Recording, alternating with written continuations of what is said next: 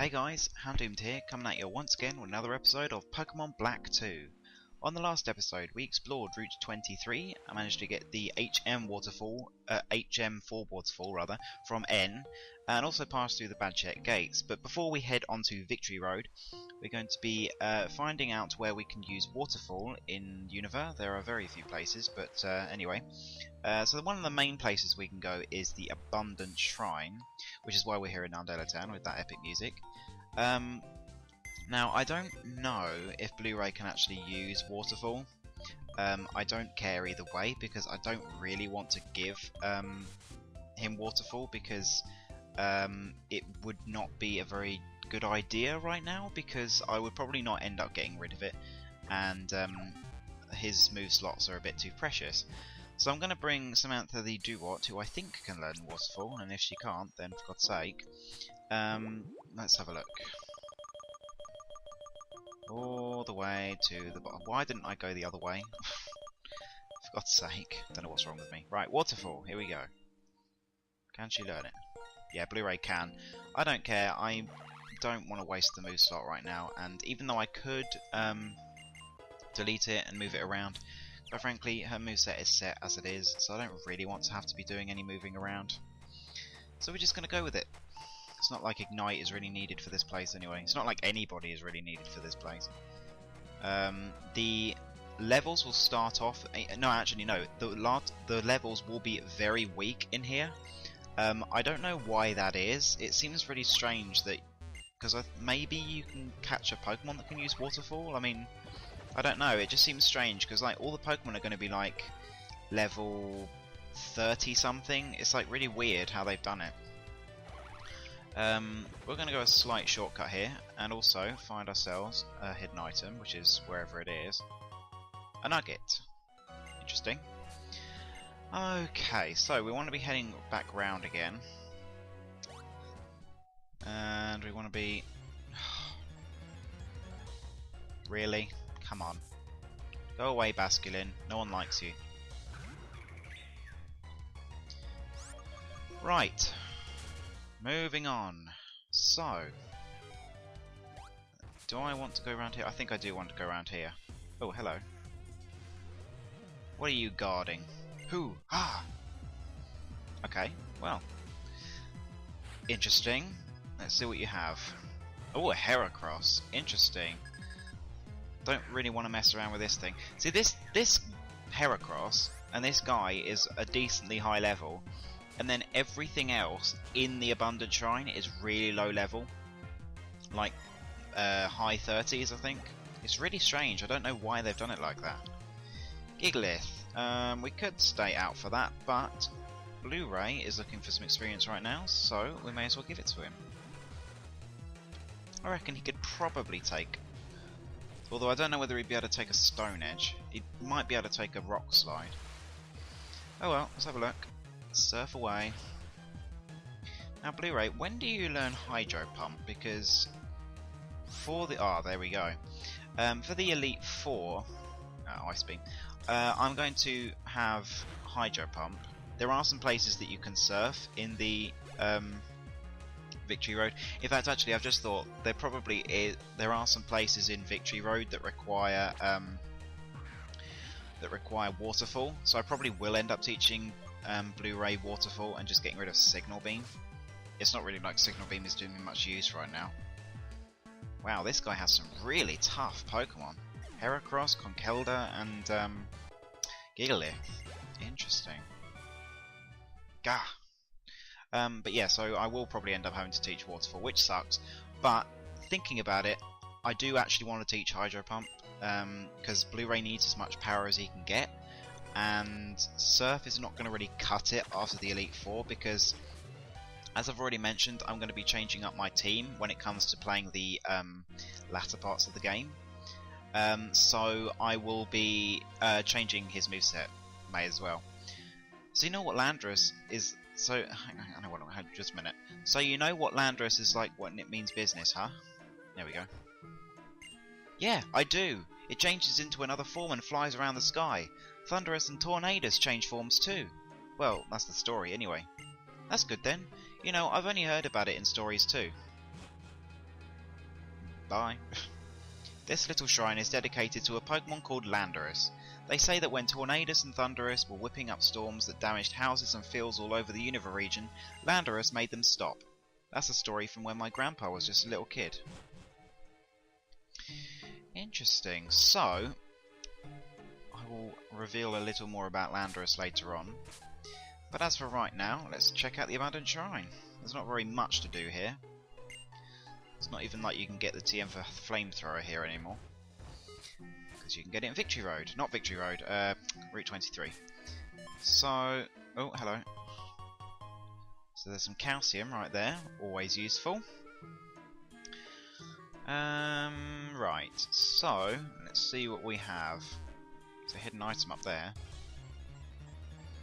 So, there are 2 new Pokemon you can find here. That is not one of them. They are Bronzor, but you can also find Bronzong in the thick grass, which is what I'm going to end up covering in the Pokemon reviews. And also Vulpix, which is not necessarily a very good Pokemon on its own, and it's probably really... it is, I don't know why I said probably, it is really outclassed by... oh, speaking of which, it's really outclassed by Growlithe and Magby, who obviously you can get at much earlier stages in the game. But one very nice thing is that Vulpix and its evolution Ninetales are the only Pokemon besides Groudon who can have the ability Drought, which is a fantastic ability when you're factoring in a fairly powerful fire type. And obviously with that you can also factor in Solar Beam, which I think you have. Oh no, you don't have at this point, so it wouldn't matter right now, but for after game it would be quite good. Swablu and Swablu.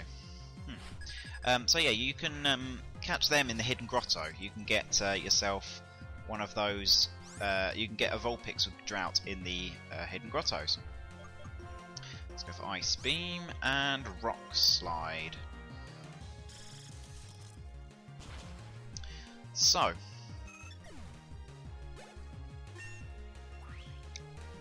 everyone's at level 53 now. I don't remember what Ignite was at, but oh really? Did I really have to miss? Alright, Blu-ray, clean up.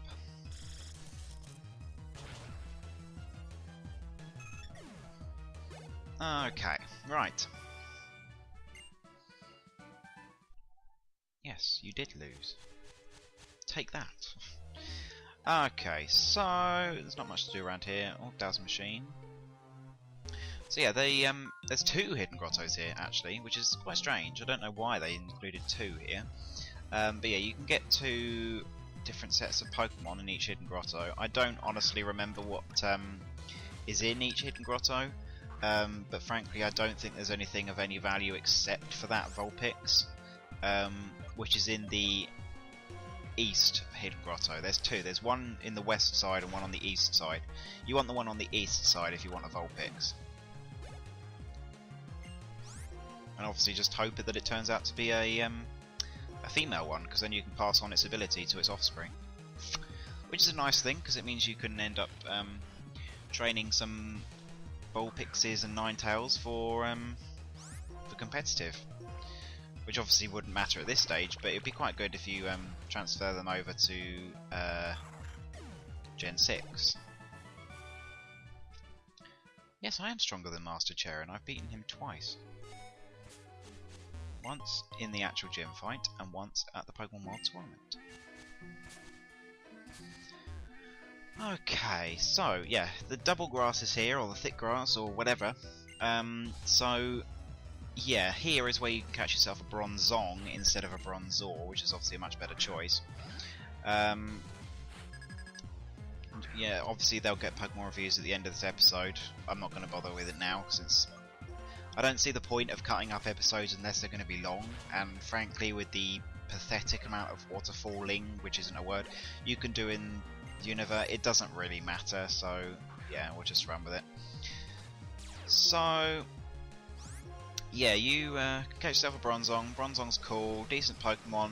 Left till this late in the game is a bit silly though, considering you have access to Metang, which granted does take a freaking age to catch, but if you really want yourself that Metang, then you'd probably want to catch it.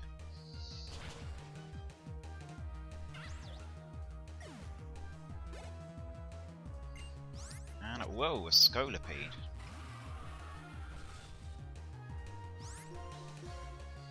Air Slash. I've been very pleased with my Blu-ray so far. Obviously he's only fighting level 30s right now, but he's just been doing so well. Most people don't seem to like or even care about Mantine's existence, but I always have preferred Mantine to Skarmory. I never really liked Skarmory that much. Like, it's a cool Pokemon and has an awesome type combo, but yeah. Anyway, so you can find TM92 for Trick Room here, which isn't necessarily one of the best moves in the world, but it has its uses. Especially with Bronzong, actually. Bronzong would be quite good to have with it. So yeah, basically for 5 turns it will reduce, not reduce, it will reverse, that was a word I was looking for, the speed stats of all the Pokemon in battle. So if you're the slowest Pokemon, then you will move first for 5 turns. Unfortunately there's nothing you can do to increase that, like there is for like Sunny Day and what have you, so unfortunately you're stuck with it for 5 turns, so hopefully you can set up and then use it. But it's a good strategy if you can be bothered. But here is the shrine where Landorus is, well, is dedicated to Landorus. If you have gotten yourself the Pokemon Dream Radar and gotten yourself Tornadus, Thundurus and Landorus through it, and bring them over here, I don't necessarily think you need to get them through the Dream Radar, but if you just get them without having Black and White won or traded, if you bring them from Radar, then Pokemon Dream Radar rather, you can bring them here, and then you will get yourself the Reveal Glass, which will allow you to change your Tornadus, Thundurus, and Landorus forms into the Therian forms. So, yeah, you can have them change their stats slightly. Some of them are better than others. I would say that the Therian Tornadus form is better than the Incarnate form. The Thundurus Incarnate form is better than the Therian form, depending on how you play it. And the Landorus forms are kind of on par. They're both as good as each other, but they do separate things. But anyway, here is the Western Hidden Grotto. I don't necessarily think there's going to be anything in here. Oh, it's a Fungus. I don't. Oh, it's an Amoonguss rather. I don't care. You're a male anyway. Go away. Don't need you. Don't need you.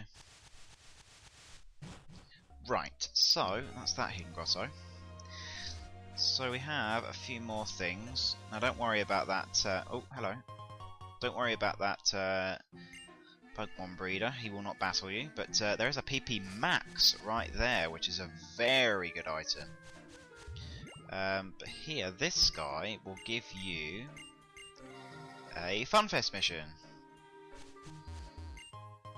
Mulch Collector, or whatever it is. And a rare candy. Always useful to get one of those. So, moving on. I'm going to get ourselves over to that eastern side, which I somehow didn't cover beforehand. I think I need to put a repel up. Hello, Meryl. I don't need you. I have my big honkin' Blu-ray who can school your ass anytime. Right, I'm going to put that repel on because it's just going to bug me if I don't. Right, super repel. Okay. Whoops. Going the wrong way. Still going the wrong way. There we go. Right. Hello. My Pokemon's poison really stings. Does it now? Well, I'm glad to hear it. Skorupi. Well, it's part bark, so I enjoy that because it means I can air slash you to death.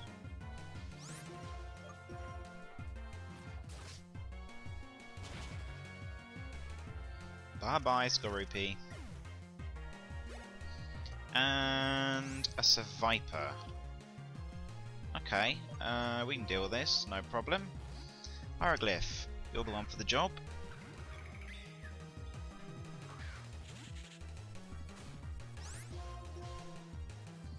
Go for a Psychic.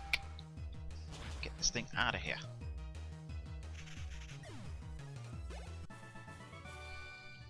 What a defeat. Yes, yes it was. Okay, so we have the other hidden grottos right there, but just before that, you can get yourself a shiny stone right here, which you probably already have one of, but in case you now want to use a Cinccino, feel free. But Eastern Hidden Grotto here is the one that contains the Vulpix, so if you want to get yourself Vulpix, come over here. Unfortunately, no Vulpix for me though. Alright, so that pretty much covers the Abundant Shrine. The main attraction here is the Drought Vulpix, the PP Max, and the Landorus changing form thingy. So, there aren't many other places we can use Waterfall. Now, there is a place you can use Waterfall on Route 20. However, because what you do there is technically for the aftergame, I'm going to leave it. All of the things that you do in that, there's a little cave there, which if you go in there and listen to the music, you'll know why it's an aftergame thing. But yeah, so because of that, I'm going to leave that off for now, and I'm going to head to the Lostlorn Forest, which is where we can fight a pretty tough trainer. And also, actually I don't remember if he's that tough. I don't remember if his levels are weird, like in where were we? Abundant Shrine, that's where we were. But you can get yourself, I think it's just a rare candy. So lots of rare candies from Waterfalling. But I'm going to head up this little tiny waterfall that you might not even think would be a waterfall, but it is. So up we go, boom, and we can get ourselves, yeah, it was a rare candy, I thought it was. All the Pokemon that are in this dark grass, I don't remember what level they are. I don't think they're anything too fantastic. I'm not going to take my repel off. But finally, you can come here and get yourself the hidden item that's been bugging you forever. It is the grass gem. I know, definitely worth the trouble, wasn't it? No. So, we have a veteran here who has 5 Pokemon. A Larvesta. Okay, well it's good levels, good levels. I'm happy about that. So this will be a tough battle. Although not with a Larvesta. A Larvesta's easy peasy.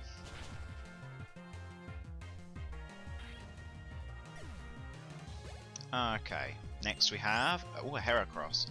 I'm going to switch into Hieroglyph for this one. Could have Rock Slide or Stone Edge, but I have an Air Slash for it. Take that. God, everyone seems to be having Heracrosses lately. Nothing wrong with that. I love Heracross. Scolipede. Let's go into Electra. She hasn't seen any action this episode yet.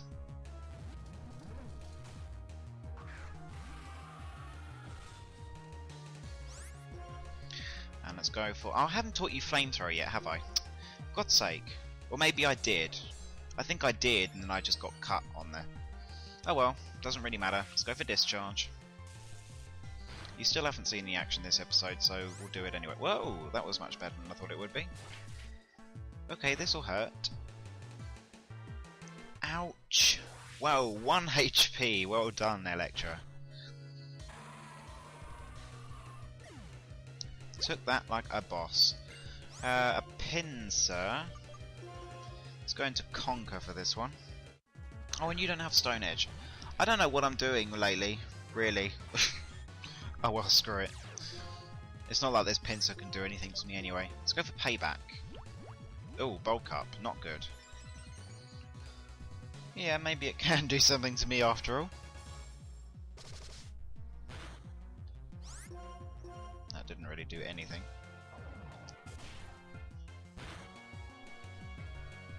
Whoa! Oh, for God's sake, critical hit, really?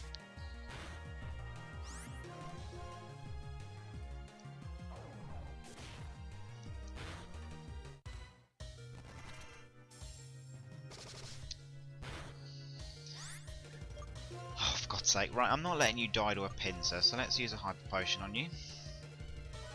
Must get some more healing items before the Elite Four. I don't think I'll really need them for the Victory Road. I guess I could get them anyway, but I won't need them for the Victory Road. Finish with Ice Punch. Conserve the PP that I don't really need at all. Let's screw it. Ice Punch. Get that pincer out of here. And lastly, we have a Leavanny. Okay. Krusty Krab. Let's get everyone out for this battle. Why not? You can easily deal with this thing. Let's go for Exeter. Oh, why does everything want a Swords Dance? It's making it so much harder for me. Oh, really? That's happened twice now.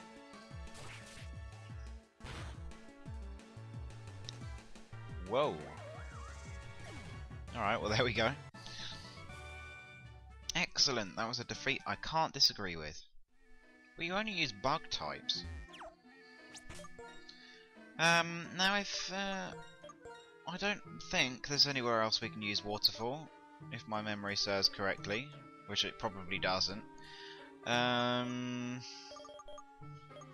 I really don't think there's anywhere else we can use it. There is... No, I think that's it. Alright, so this has been a fairly slow episode, but let's go to Victory Road. So sorry for the fairly boring episode really, but we had to get this out of the way before I did anything else. I'm going to heal, because why not? And then I might buy some healing items, I think I probably will. And then I will head through Victory Road on the next episode. And then after that, there's only 4 more episodes. No, there won't be 4 more episodes. There'll be 2. I don't tend to split them up like that because I don't like it. I don't like splitting them up like that. But yeah, we'll see. Let's just go overboard. Let's get 50 of those. I don't have any revives. It's not like I need my cash right now. How many super repels do I have? Oh, that's fine. I could buy some Moo Milk, but I'll probably leave that for the Elite Four. Right, so, on the next episode, we will be heading down those stairs to the Victory Road. But until then, I'll see you next time, guys. One of the new Pokemon you can find in the Abundant Shrine is Vulpix. Vulpix is a fire type and can have the ability Flash Fire or Drought as a hidden ability. It can be found in the Abundant Shrine in all 4 games, as well as the Hidden Grotto there in Black and White too. When looking at Vulpix's stats, you're seeing nothing impressive there. It's slightly fast, got slightly good defences, I guess, on the special side. It's really nothing much to look at, especially at this point in the game. However, if you evolve it with a Firestone, it will evolve into Ninetales, which can be found in the Abundant Shrine in the Shaken Grass in all 4 games. Again, when looking at Ninetales' stats, you see a similar trend to what Vulpix's was like. Good speed and good special defense, but not really much else. The one upside to Ninetales is the fact that if you manage to find a Vulpix of your own in the Hidden Grotto, which is in the eastern side, then you can pick one up with Drought. Now, a Drought Ninetales will be amazing because its special attack might not look like very much now, but a Flamethrower or a Fire Blast from this thing when sun is up will destroy something. It is so powerful, and also to top it off, this thing also gets Nasty Plot if you take it to the Movie Learner. So you can pick yourself up that, and then later on, after you've beaten the game, you can get the TM4 Solar Beam, which makes this thing even better because it can muscle its way through water types a little easier. You've got Energy Ball at this point, but Solar Beam with your Sun Up will be so much better. It also has moves such as Psy Shock and very little else, to be honest. But really, this thing is basically set up and go. It can also use Calm Mind if you wish to go for a slightly more defensive route, but typically you want to just go for Nasty Plot and just destroy something, because despite this thing not having that fantastic of stats, it can do some real damage if you've got the Drought variant. The big problem with Ninetales is the fact that we're basically at the end of the game right now, so the point of you actually picking up a Ninetales is quite low. I mean, there's no point really, because you've been exposed to all of the other fantastic fire types all throughout the game, such as Darmanitan and Chandelure, so the need to pick up Ninetales at this stage is a little redundant. You don't need to, it's ridiculous. It's outclassed at this stage by pretty much every other fire type if you cannot be bothered to pick up the Hidden Grotto version. Even then it takes a while to find one.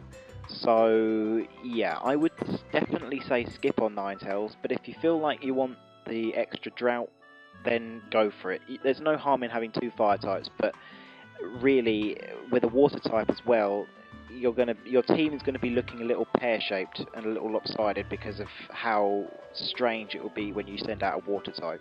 But Ninetales is great. It's just the problem with it is that you've gotten it so late in the game. If you've got it earlier, it would be a much better contender, but because it's now, it's not really worth your time. The Flash Fire version will get 1.5 stars at best, and the Drought version will get a much nicer 3 stars. The other new Pokemon you can find in the Abundant Shrine is Bronzong.